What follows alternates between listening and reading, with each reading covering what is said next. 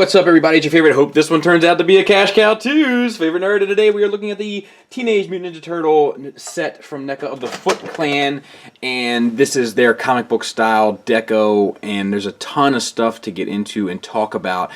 It's a really, despite its problems, it's a really smart set. So let's not waste too much time. Let's just get going. So we're going to start with Shredder, and the accessories are kind of vague because they're all interchangeable, so I'm just going to try to associate the ones that are next to the character himself. Hopefully that'll all pay off.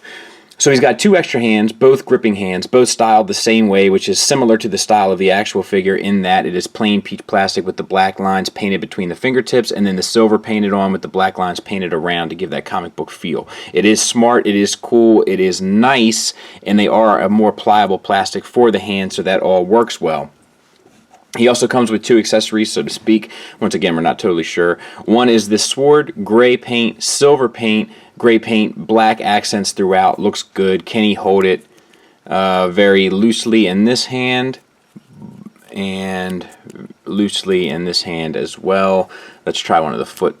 Nope, kind of the same deal. So that's a problem. Then he also has this bit of business, one of these fancy ninja weapons.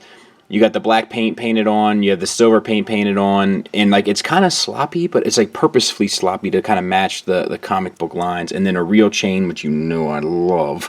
And then it connects to this piece down here, which has the same sort of stylings with the silver paint painted on. Let's see if he can hold this any better. It seems like it might. Yes, much. So one there. And one there, good to go. We'll set that aside, and we'll talk about him. The head feels like, I think it's a double ball peg from the neck into the head.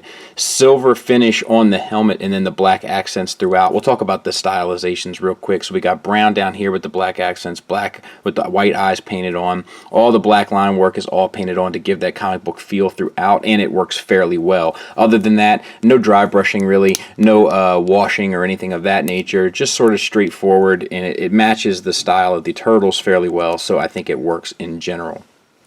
Articulation, like we said, double ball peg in the head gets you down to there, up to there, and then the swivel.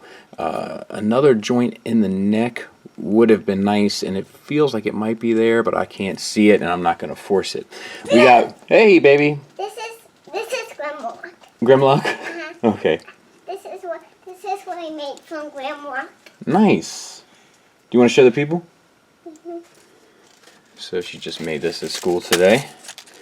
She says it's Grimlock, so not too bad. Nice yellow paint on there. Mm-hmm. And then we have disc hinge shoulders. These are a softer plastic. They're connected to the torso piece. That all is fine.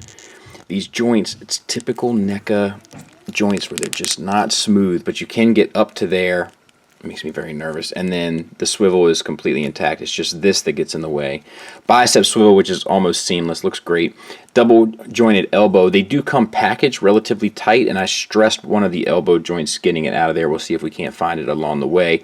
Wrist swivel and hinge in and out, and we got a bent up claw down here at the bottom, so that's obnoxious. And then same for the other side. Waist just a swivel. I was expecting a ball joint in the diaphragm, which I think would have worked much better, so I'm not happy about that. We got this piece of plastic that kind of hangs down. It is a floating piece of sorts, so it doesn't impinge articulation all that much. You do have thigh swivels, and they are on disc hinge, like old Marvel Legends style. And what is this funkiness? I don't like that. Old Marvel Legends style hip joints.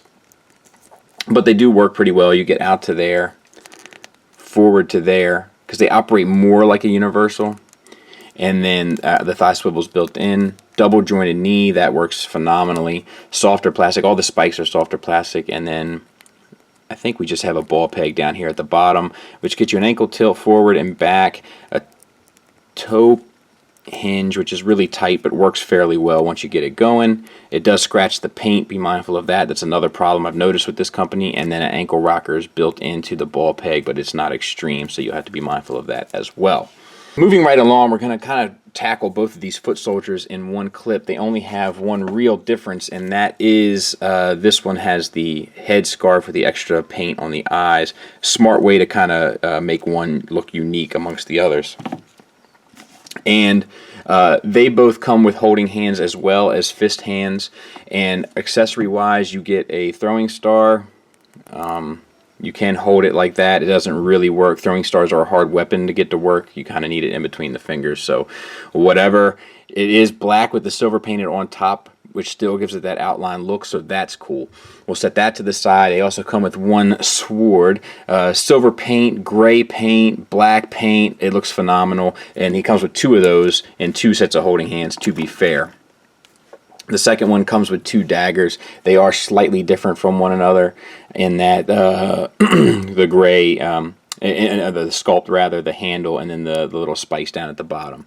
Can they hold them? We're just going to try two. It feels like they will. That's a check for one, a check for the other.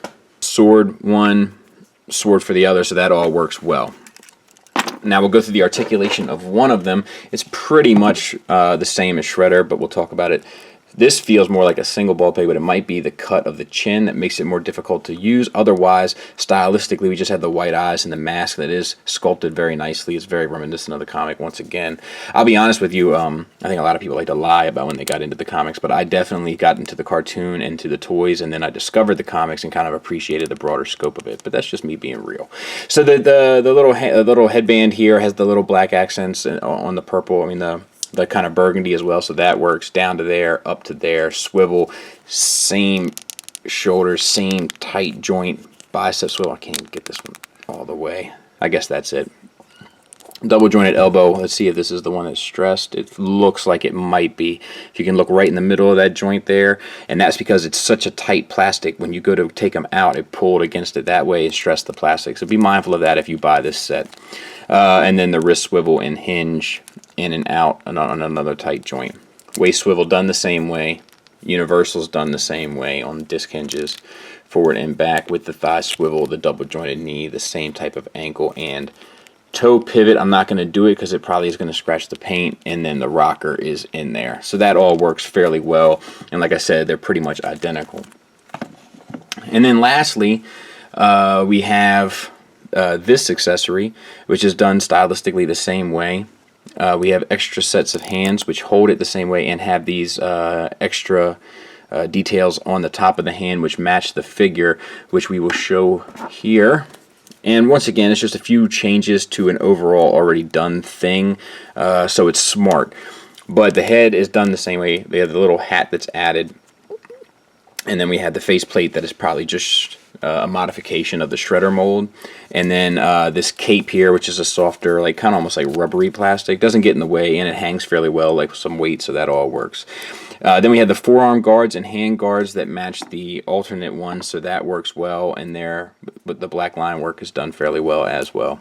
And then articulation wise, this one is the same throughout, so no problems there. And then lastly, we got a little Krang, which I didn't even know was coming, which was a nice little bonus.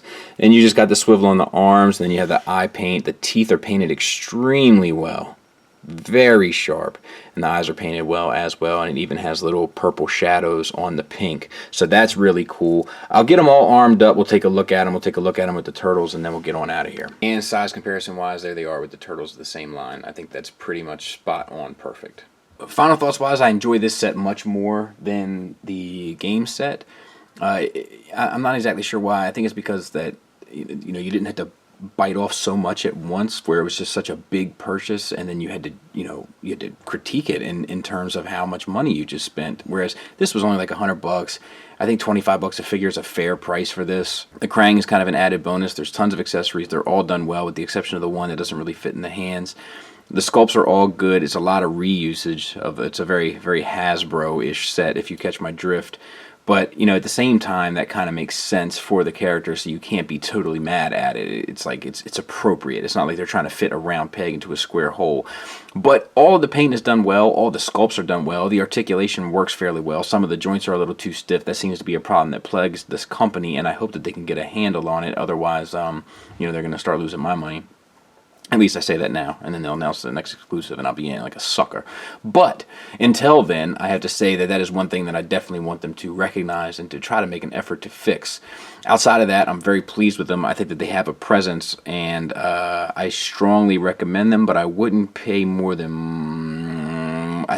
to be honest with you, much more than 100 isn't going to sit right with you, just because there's so much reusage of different pieces where it's going to feel like, it's one of those experiences, right? Like you get the set and you get them out, and as you play with them, they get less and less fun because they get more and more predictable, because it's pretty much the same parts being reused with little nuances here and there in order to switch it up. So I think overall it's fine for its price, but when you start getting too much beyond that price, it's really going to start hurting.